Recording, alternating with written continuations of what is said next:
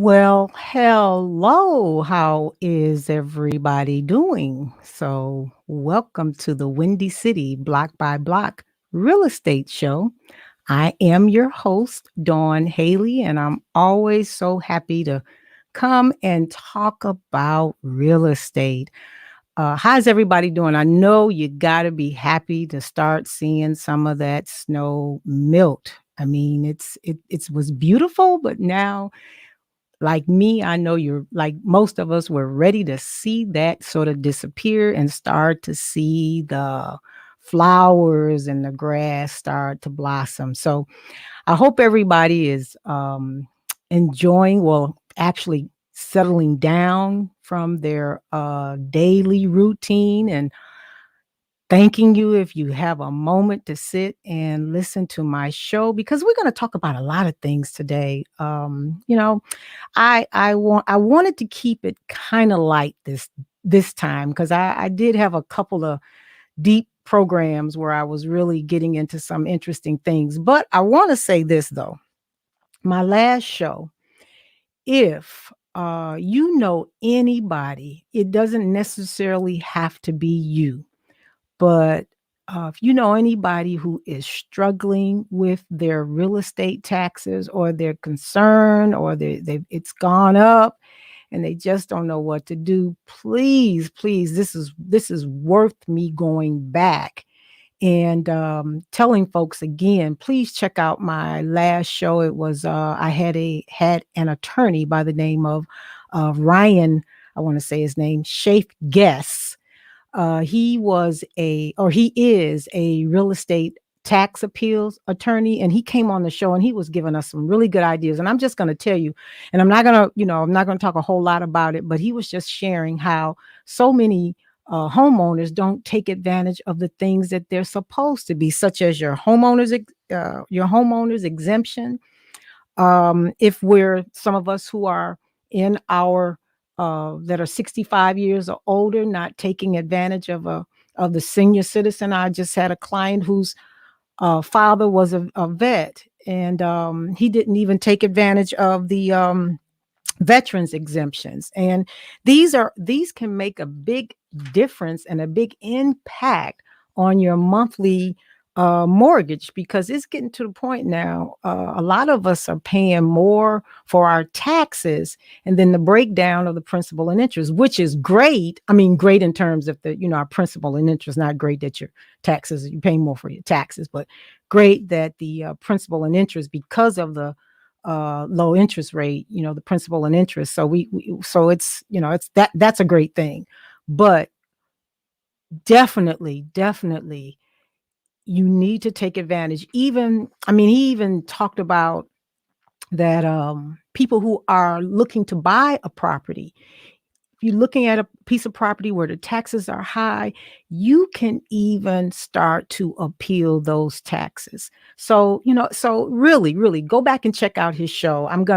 What I'm going to do while I'm taking a break, I'm going to post his website information so that you can share it. I'll put that in the comment section. Now, for some of you that are, let me bring my screen up. Some of you that live in the Thornton Township area, listen, not all the time we get a refund, and the refund, you won't be able to pay your mortgage with it, but heck, $55, $85. So if any of you live in Cook County, live in Thornton Township, there is a tax refund for 2020 that you are entitled to. You'll need to provide them with a copy of I think it's your second installment of your 2018 taxes. And don't worry, a lot of us like, I don't know where my taxes, I don't know where my bills at. Don't worry, they can look that up. You can actually look that up yourself. But you also need a copy of a current utility bill and a copy of a driver's license. And so you submit that. You can go online. I believe you can go online and do it, and get your $55 or $85. I mean, it's yours. So let's get it. Now, before we get into some fun things, I try to talk about things that are that are relevant that are going on with home ownership. And one of the things and that I see that I'm understanding, and I know because I am a real estate agent, that there are families out there who are struggling because we're looking at now what 12 months with COVID, and a lot of people probably haven't been able to gain the same kind of income that they had prior to COVID, or they may have lost hours or just completely lost a job and now still struggling to figure out how to pay that mortgage. So I want to at least take a just a minute to talk about let me bring that screen up. And guys, I am doing a lot today. So bear with me. The National Associations. Oh, I didn't want to knock that down. I want to bring that back up. The National Association of Realtors. And that's one of the things that we as real estate agents, we have access to a lot of information. So there we go. Yeah, protect your investment. We have access to a lot of information. And we should be able to talk to individuals about ways in which they can look for options out here. Yes, you can go on to the different sites and get the information, but you should be able to come to a realtor and say, hey, this is what I'm struggling with. And so we have a protect your investment guide for risk homeowners. And what it in essence will do, it will talk about, let me scroll that down. It'll talk about a variety of options that you might be able to consider. And I've been hearing many of my not clients, I'm sorry, associates, friends, talk about they've opt to do the repayment program, the repayment plan. And just simply the repayment program will allow you to reinstate your mortgage and get caught up. And they typically put those payments in the back. But just note that it's not going to be a payment that disappears. It just will allow you to get caught up. The other one is a loan modification. Loan modifications are still a tool that you can use. And you're hoping that you can do your loan modification with your lien holder. And you really, when you're in a situation like that, you think that it's hard to talk to your mortgage company. Really, they want to hear from you.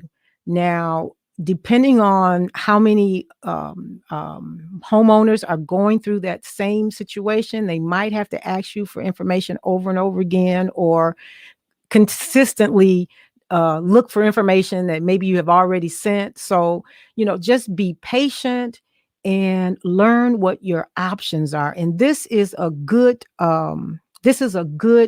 format or a good guide that can help you. And I'll put in my comment section how you can go onto that site and pull this information up. And then you can also, let me pull, like I said, I am doing a lot today. So bear with me. Come on, there you go. So yes, and there's also other resources. Come on, work with me. There's also other resources that you can connect to. There's HUD, which you can go on to their website and learn about the different options. There's also, and I mentioned this organization quite a number of times during my show. It's the Neighborhood Housing. They have a plethora of information that you can research and speak to someone to see what can you do in order to save your home so you don't go into foreclosure, because ultimately that's what you're trying to prevent. You're not trying to run away from your responsibilities. You're just trying to figure all of this out, dealing with this coronavirus that has really, or this pandemic that has really put a halt on people's everyday lives. Now, the other thing, let me make sure I'm bringing that up. It's something that And we're going to take a break, and then I'm going to come back and talk to you about this, because some of you might be in a situation, or of someone, because it may not be somebody that's listening to me now, but of someone who is they don't have income, or their income, they can't even do the repayment plan, they can't even do the modification, they can't do any of those options, because you got to have income to in order to prove that you're able to get caught up. So when we come back, I'm going to talk about maybe another option that you might want to consider. And if so, you want to do your research to make sure that it's something that you want to do. So when we come back, we're going to talk about it. It's called home sharing. And I'll talk a little bit more, uh, not necessarily in detail, but generally what you can do in order to learn about that. So we'll be right back. All right.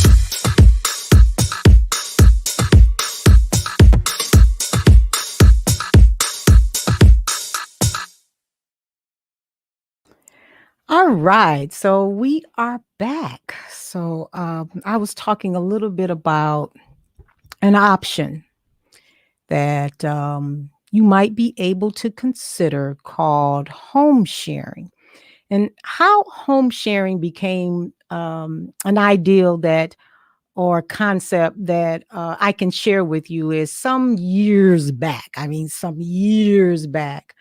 I am a part of a non for profit organization, and we had did some research on the ideal of home sharing.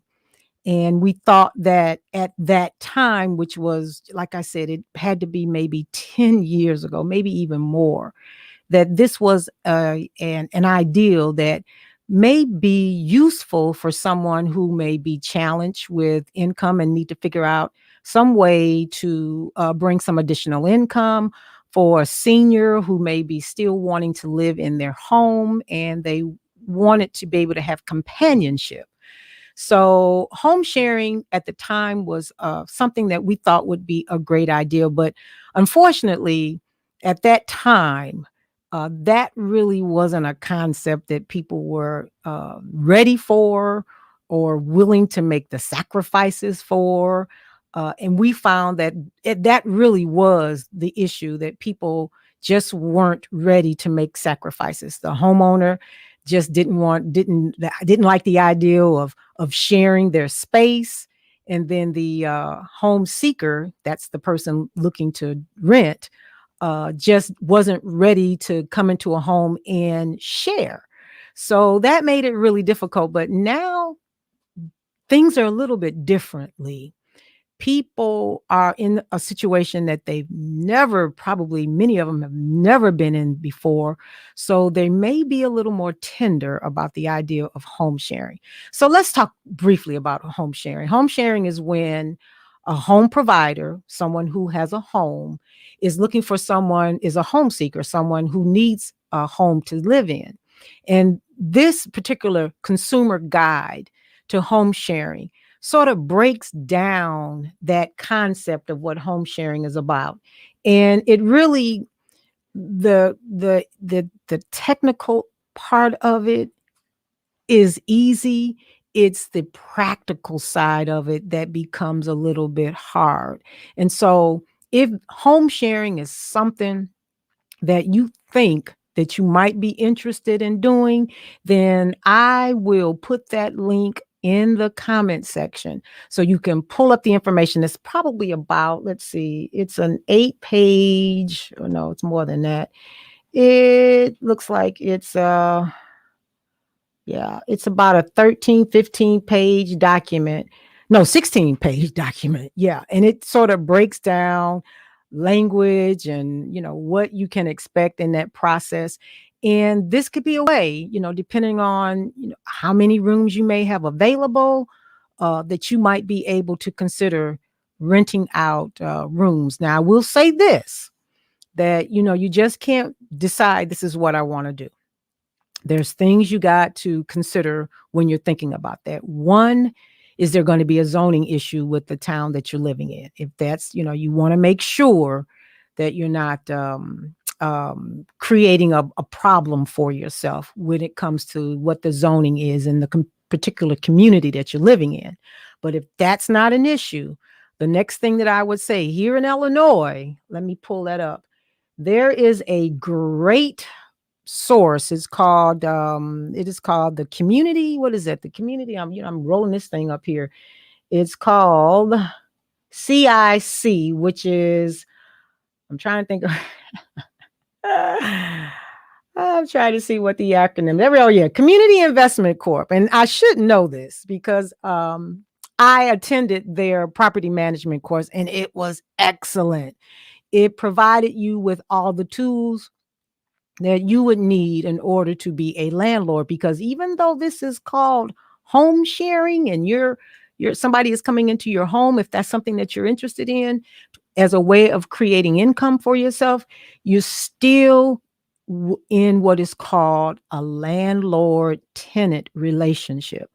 And never assume because it's your house that person does not have any legal, they call it a leasehold equitable position, that you just can't decide, if it's not working out, I want you out. There's steps. So that's why it's very important, if you want to consider home sharing, you want to really learn as much as you can about it, because it's, again, you're allowing someone to come into your home and that person has become a tenant and they will have certain rights, and you have to be able to understand that and work within that dynamic, so that you're not putting yourself in a situation in, oh, shall I say, a hell tenant.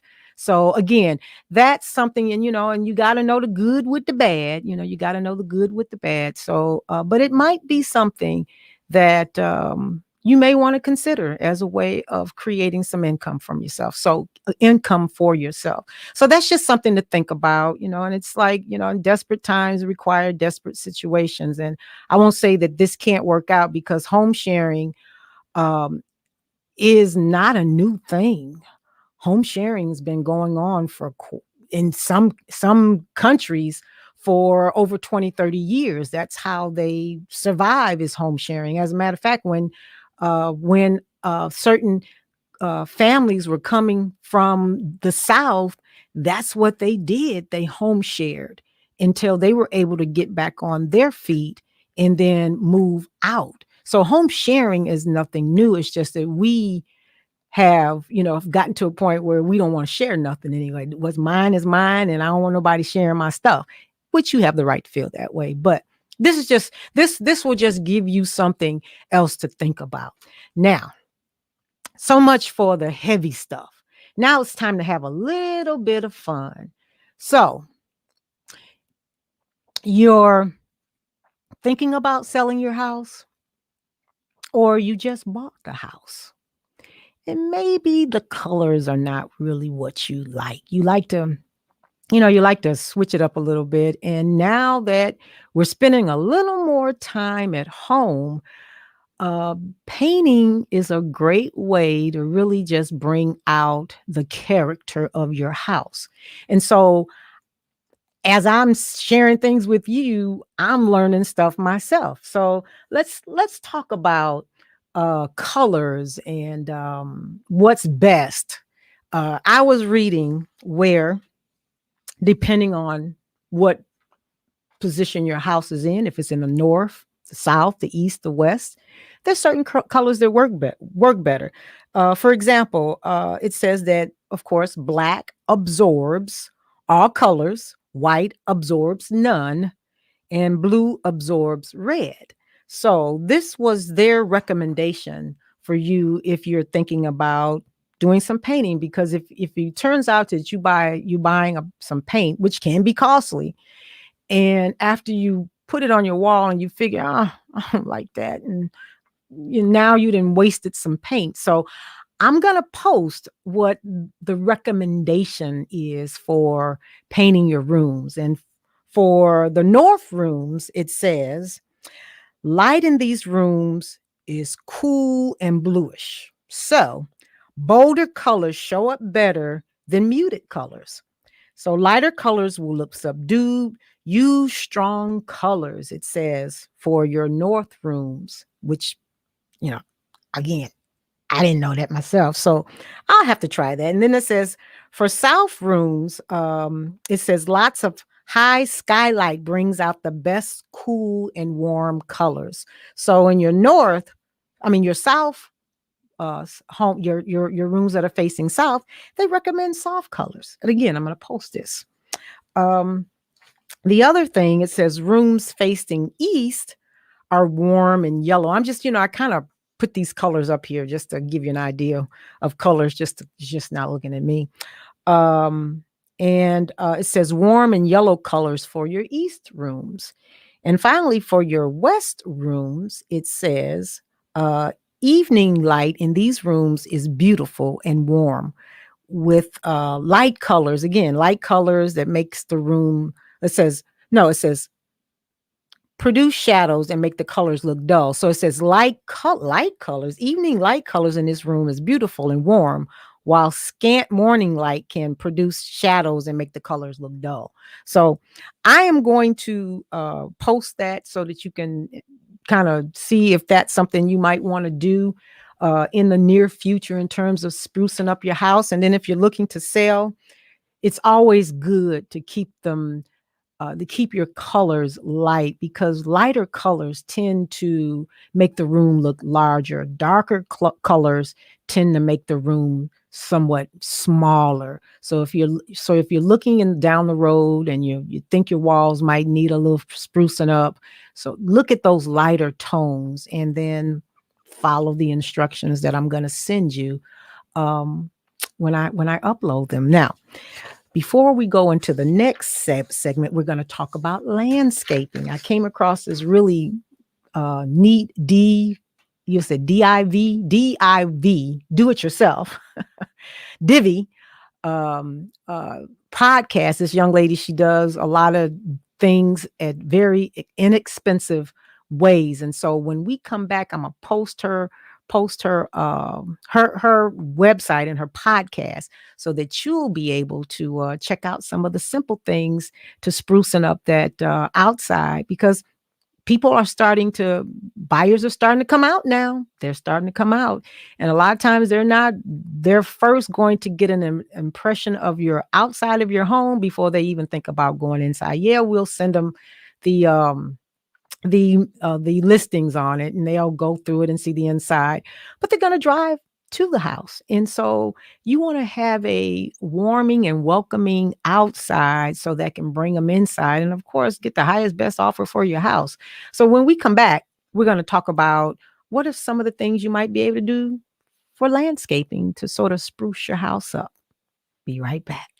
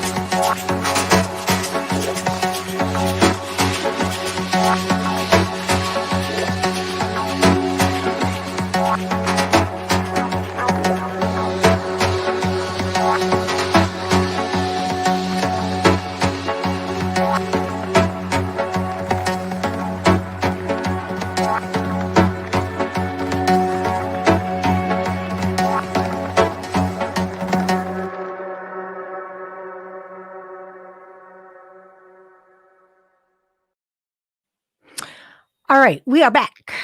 I was in a kind of a a dancing mood when I put the music together for this show. So hopefully you're enjoying it. And that's kind of from my era, house music. But anyway, just having fun.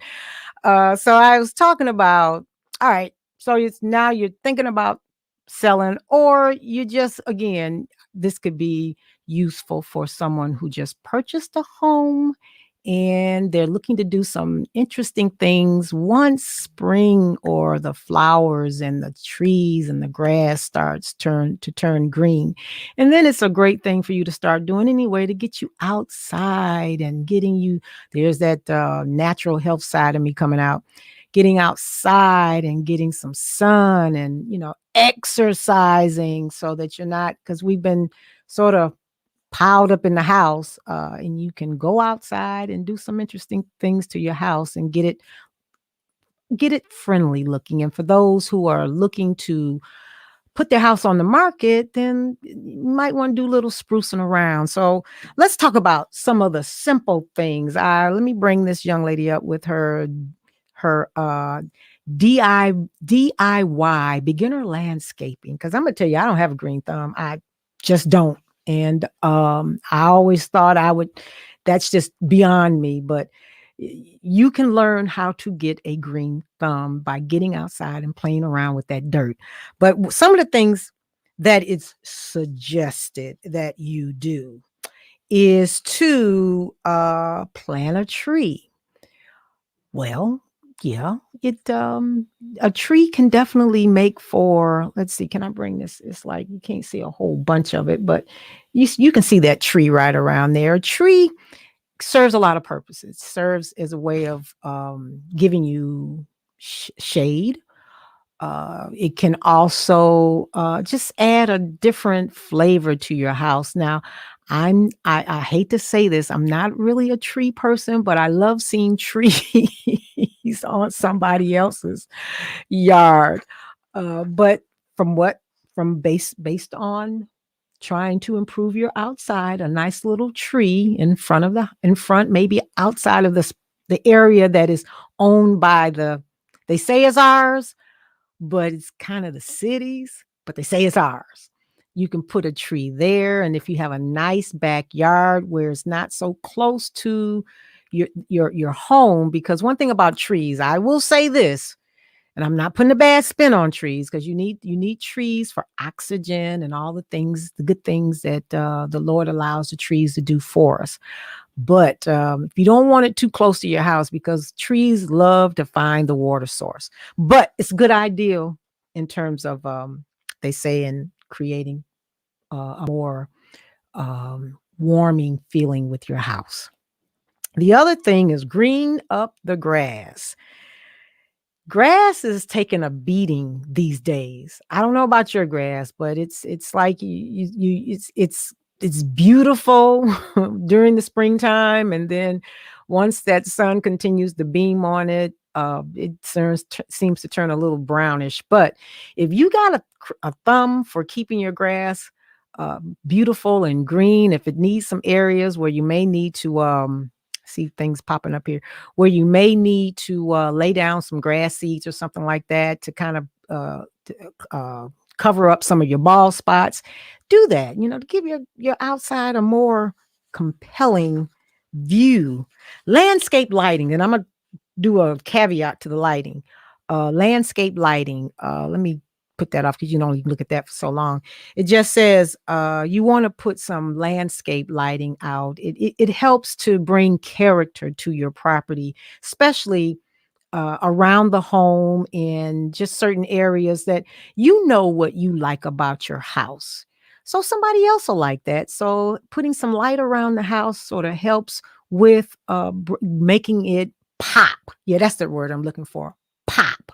So, and then the other thing is doing some colorful beds. Now, I would like to try that myself. It's kind of like how the lady, let me go back. How the lady is, I would love to do something like that. And I got it as large as it can go. Maybe I'll take myself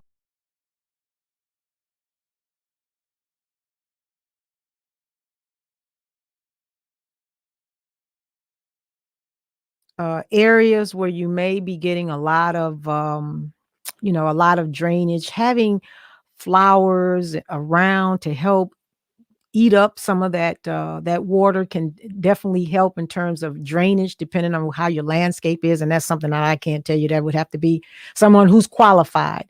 But in terms of adding some color around your house, is nothing like eye-catching, popping, catching flowers that helps to bring out, again, the character of your house. I can't say any more about that. Now, you know what? Since we were talking about lighting, I'm gonna bring that up.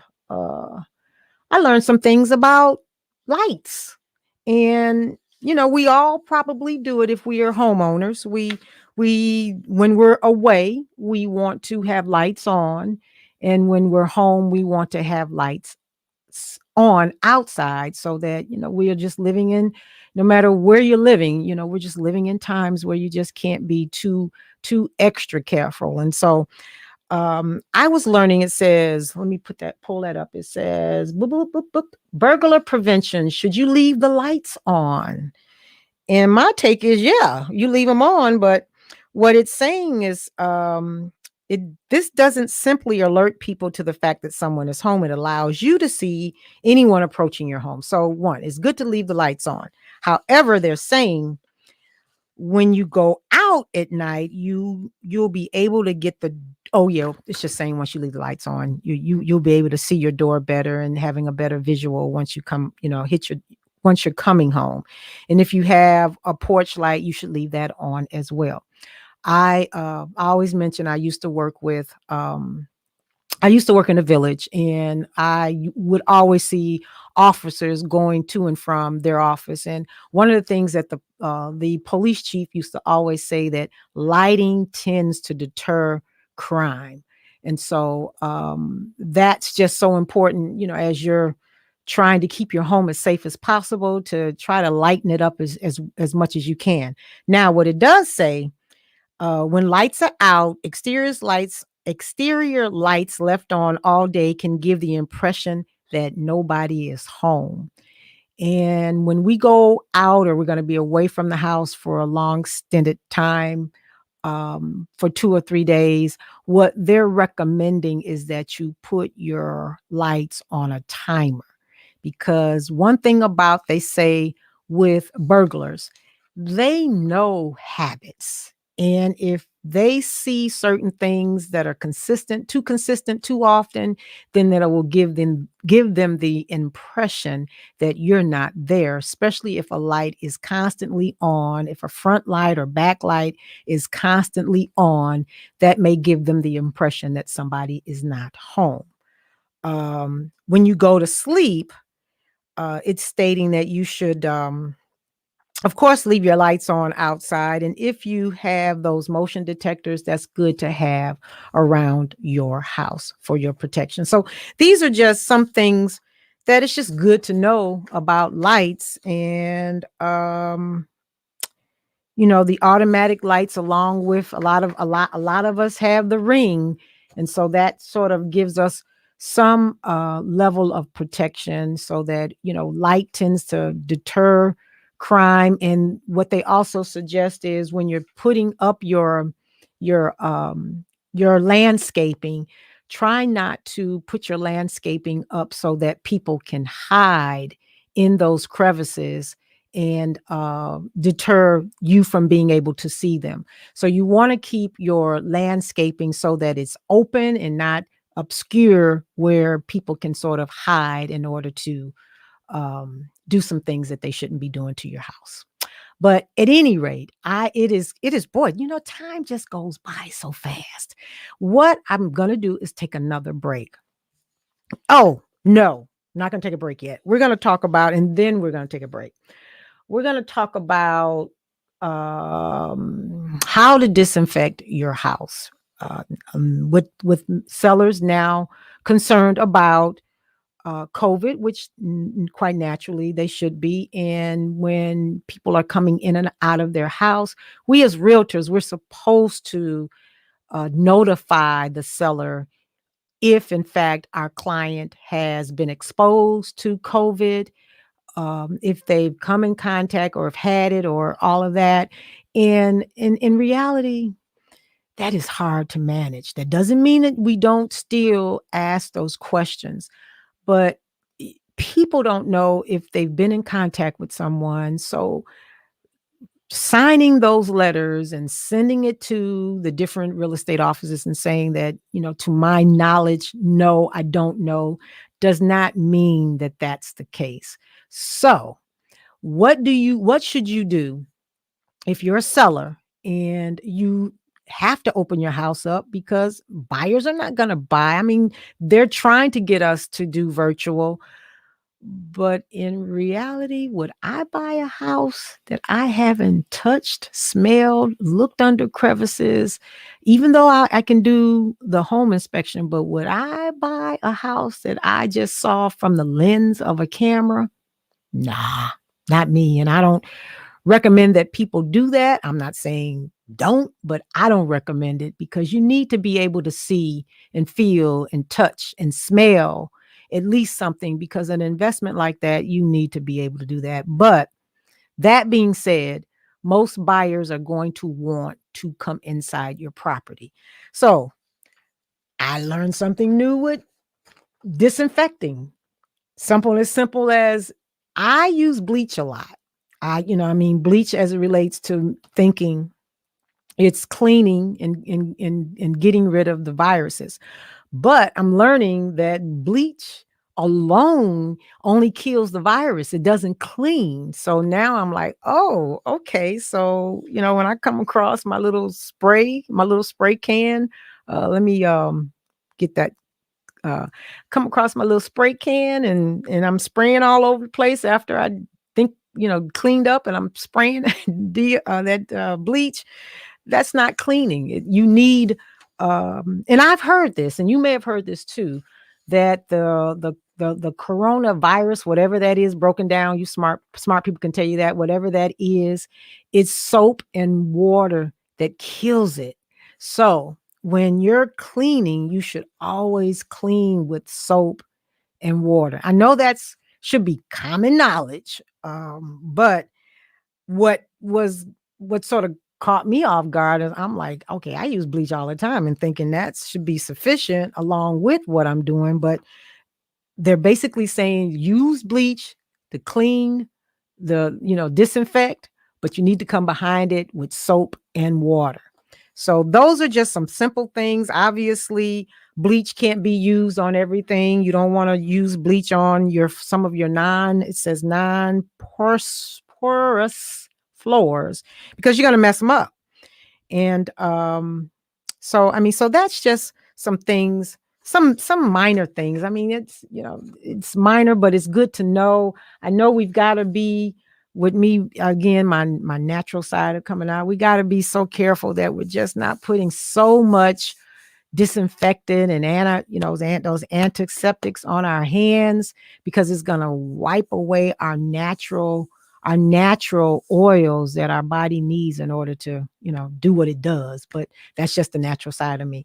But anyway, we're going to take another break, and when I come back, we're going to talk about negotiating an offer. There are 8 rules, but I think I added 7 more, that as a buyer looking to negotiate, and you find a house and you're really crazy about it, there are just some things that you want to know so that you can best position yourself to try and get the house, because there are a lot of areas. It's a buyer's market. So when there's a buyer's market, oh no, what is that? No, it's a seller's market. Some areas there's a seller's market, and what that means, there's a lot of buyers out there, and they're all trying to get the same house. And a lot of times buyers find themselves competing with other buyers. And so how do you give yourself an edge over that other person? And so we're going to talk about in the next segment. Let me find my little area. I need to bear with me, guys. I'm not doing bad, but when we come back, we're going to talk about some of those 15 things. Hopefully I'll be able to get through them before the hour is up. I might go over, but we'll be right back.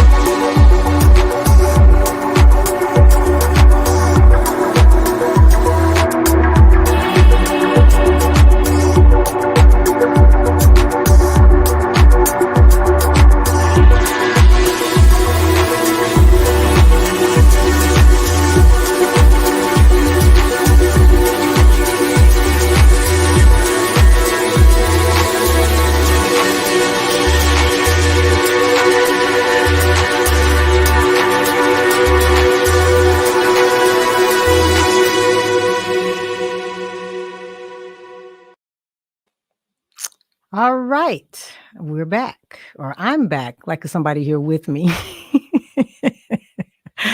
But anyway, I want to end this last segment to talk about buyers. I want to talk to buyers. So I know some of you may not be a buyer, but you may know someone who is considering buying. And again, like I always say, it's okay if you don't use me. I just want to be a place you can come for resource. And if you have know somebody who is looking, then hey, tell them about Dawn Haley, Asaga Realty. That woman over there tries to give us information that we can use and apply, and it is relevant and can hopefully save you some time, energy, and money. So let's talk about some of the rules of negotiating. I tried a loan officer was supposed to send me something, but I'm like, heck, I'm 30 years, I'll wing it with some of the stuff I'm already, I understand. So let's talk about that. So you find a house, you love it. It's like, let's write now. Let's get it on paper and get it going. Let's get this going. And that's good. That means you found a house that gives you that warm and fuzzy feeling. That really is a good feeling. I love it when buyers have at least my buyer clients have searched high and low, and they finally found a house that they can see themselves moving in and growing. And so when you do that, that's not the time to say, can I get my mother, my uncle, my aunt, my sister, and down the road, I want to get them to take a look at it. No. If it's a really nice home, you're not going to have a whole lot of time. That's a decision, and hopefully you have viewed a lot of homes that you can make a determination that this home is a good fit. But that's not the time to try to get everybody to see it so that they can tell you, pat you on the back, yeah, you better go for it, because that could kill time. And so and you have your realtor. They should go through letting you know what that house is worth.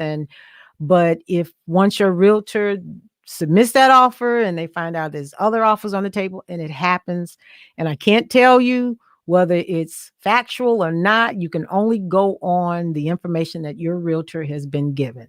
So what do? Well, you can consider raising your price so that you can be one of the ones that they consider. One of the ways that you can possibly present yourself a little bit better is one, again, it comes down to your realtor educating you, telling you what the markets are going for, so that if they were to say to you, how about this? This is what you offer. But maybe we'll say, or you should say, not we, because it's you. Maybe you can say that any offer that you get, you will go 1,000. I'm just giving you a number. I'm not saying that that's what it is, 1,000, 2,000 more, but you got to make sure if you're going to put that down there, you got to make sure you're going to be able to qualify, or you're going to have the monies that you need in order to do that. This could be a way that you can position yourself to have a better position to get that house, by simply saying, anyone else, any other offer, I will go 1,000 or 2,000 higher, and see what happens. And so that's a good angle to consider. Contingencies.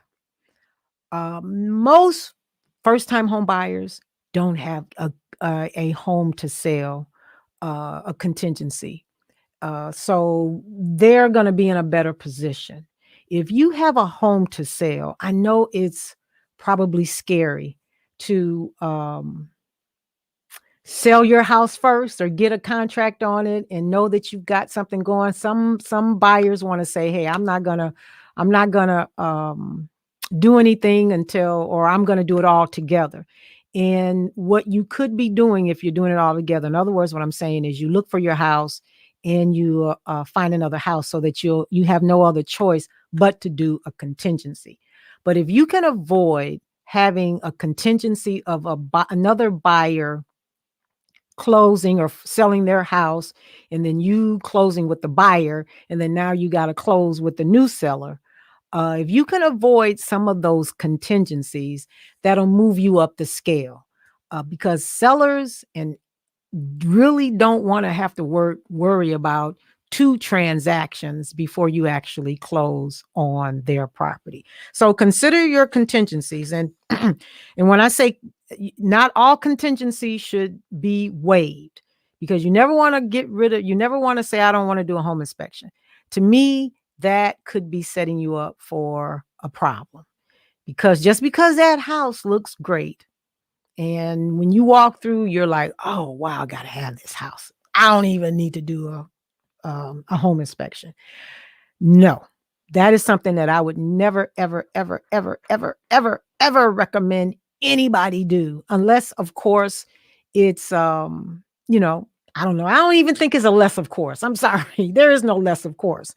So, so you want to at least, as I said, you want to avoid contingencies, and you don't want to waive the ones that are important. Okay, so be very, very, very, very sure about that, and your contingencies are there to protect you. Contingencies like selling a house before another one, you may be able to eliminate some of your contingencies, but you still will have some if you've got a house to sell. Um, Increase your earnest money. I oftentimes, you earnest money is not what's is well, let's say this. Earnest money is not a required tool to make to make a contract. And a lot of people don't understand that. Earnest money is not, if there is no earnest money, that does not mean you don't have a contract. Will sellers want to take their property off the market without earnest money? I don't think they will, because then you don't have any skin in the game.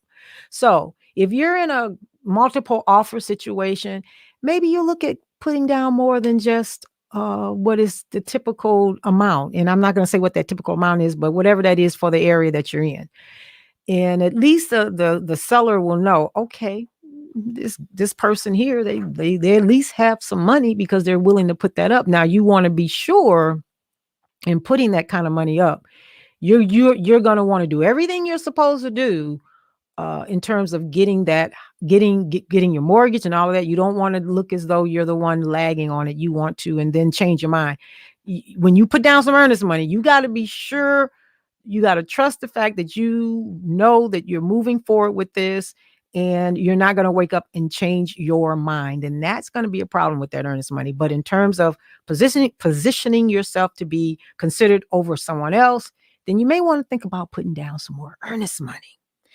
Um, Patience. If that seller, because it happened to us when we sold our first house, boy, these buyers were relentless. But we were young. Okay, you want to push us out so we have to go stay in a hotel or it's with family. But anyway, when I have patience with possession. So let's say that seller has a house, they're looking, they've been in the house for a long time, whatever. If you're going to be so stuck on, I want this house at this specific time, when you've got other offers on the table, they might say, I don't want to deal with that person, because they're being very stuck on possession time. So think about being flexible with your possession time. If your back isn't against the wall in terms of you leaving where you're leaving to go into that property, and you can be a little flexible with possession, then that's something that you may want to consider in your negotiations. Ask for fewer concessions. Well, right now, There's a very fantastic program for buyers. It's called IDA program. It's probably, providing grant money. And with that, buyers are asking sellers for assistance with their closing costs. Now, if that's something you have to do, then you need to talk to your realtor. How can I position my offer so that the seller won't feel as much of a pinch if I go up a little higher and ask for my closing costs? But then again, boom, boom, boom, you got to make sure you can qualify for it. You can want what you want to do, but you got to make sure at the end of the day, you qualify for it. But that's something to consider. If you're going to be looking for closing costs and you're in a multiple offer situation, then you may want to go up in order to absorb, so the seller can absorb some of the closing costs that you're asking. Okay. Um, Home warranties. Home warranties were really big 20 years ago, but home warranties, they're not, at least in the market that I'm in, I don't see a lot of buyers asking for home warranties. But if you're in a market where, buyers are asking for warranties, and then you see that, maybe if I don't ask for a warranty, home warranty, then that might give me a peg or two up, then don't ask for the home warranty. A home warranty is something that you can get if you want to insure some of your appliances and other things that a home warranty covers. But if that, by not asking for a home warranty, can put you in a better position with the seller, then what's $450 that you can pay yourself in order to get the house that you just fell in love with. Um, Now, these other two, yeah, I'll do this one first. Get pre-qualified for a mortgage first.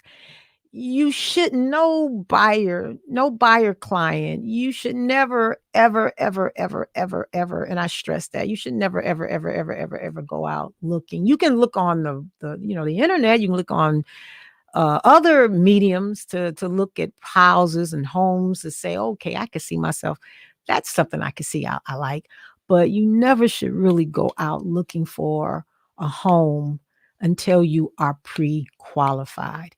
And pre-qualification can mean different things to different loan officers or different mortgage companies. A pre-qualification just pretty much says that they've talked to you, and based on the information that you provided them, that they feel that you could qualify for this. Now, some mortgage companies, which you just need to know, it's not the law, but if you want to ante up your position, some mortgage companies, you can provide your pay stub, your tax returns, your information that can where the money is coming from, and to give them a better, that they can do somewhat what's called an underwritten or computer, something is called, I'm sorry, late, but it's where they can go just get a computer underwriting approval on you. It's not like it's been underwritten by, quote unquote, a live underwriter. It's just gone through a algorithms based on you providing that information, that they can determine what your qualifications on a property would be. And so if you can get that, then other than just, having a conversation with a loan officer and telling them this and that, blah, blah, blah, blah, and then they do a pre-qual letter and, you know, put it on the paper and then give it to your agent to present. That is much stronger when you've provided information. But again, I want to say it's not the law that you got to provide it, but will it put you in a better position? Of course it will. Um, I'm gonna save that one for last. Um, and again, you should be asking your agents questions so that you feel comfortable positioning yourself for your offer. Nothing worse than putting yourself out there and then you find out, well, Dad, if you had told me that information, I would have did something a little bit different. So ask your realtor a lot of questions in the process of negotiating. Now, this part here, just work back from a final price to determine your initial offer. So, depending upon the market, you might find a home that may not necessarily be right at there at the top of the market. It might need, I like what this one of my guests said, it might need a hug. But based on the condition, the good bones of the property, and all of that, you can sort of work your numbers back. But if you're in a multiple offer, you may be able to work your numbers back and figure what's a good offer. So again, that will that kind of information and that kind of position will definitely come from the information that you and your agent are sitting down to determine. In a multiple offer in a home that has good bones but needs a hug that will be worth your investment, you want to structurally position yourself to make sure you're not underestimating what that price would be with a hug. Okay. We always talk about contingencies, and I'm gonna say that those two for last. uh and even though you're in a multiple offer, don't let your emotions get the best of you. And let me repeat that again. Don't let your emotions get the best of you, because yes, you've got a warm and fuzzy feeling about a house, and that's a good thing. But you also have to look at this as a business transaction too. So I say that to not overlook important things that because you're in that warm and fuzzy feeling mode, you're forgetting some of those things that if you don't catch it in the beginning and before you close, it could be a nightmare after you close. And so, yes, we want you to be excited about buying your home, because you should have all those butterflies going on in your stomach. But the most important thing I'm trying to say here is you got to keep that emotions in check, because with it being in check, then you'll know if in fact this beautiful, or this house, I'll say this house that you're interested in, if things don't fall into place the way they need to be falling into place, and because ultimately after you close, you're going to be the one that's going to be stuck with that house. Everybody else going to leave the party. So you want to make sure that you have done everything and you didn't make this decision on your emotions. And I can't stress that. But one of the things, I'm getting so close to, boy, where does the time go? I'm after 6 o'clock, after 7 o'clock. But I had to get this information in. The last thing I want to say is, I talked about the emotional side. The last thing I want to say is, there are recommendations that if you find a house you really like, to write the seller a letter. And that's okay, but don't give away your emotions totally to that seller when it comes to telling them how much you love that house. You could be crippling yourself as once they select you and you put so much information in that letter, that now when problems come up, oh heck, they talked about how emotionally they're connected to this house. So the heck with them and the horse they rode in on about all the little different things that they're asking us to do right now. And I'm gonna come up with all sorts of things to say I don't want to do it. And because I know this buyer is strung tight and emotionally tight into this process, heck.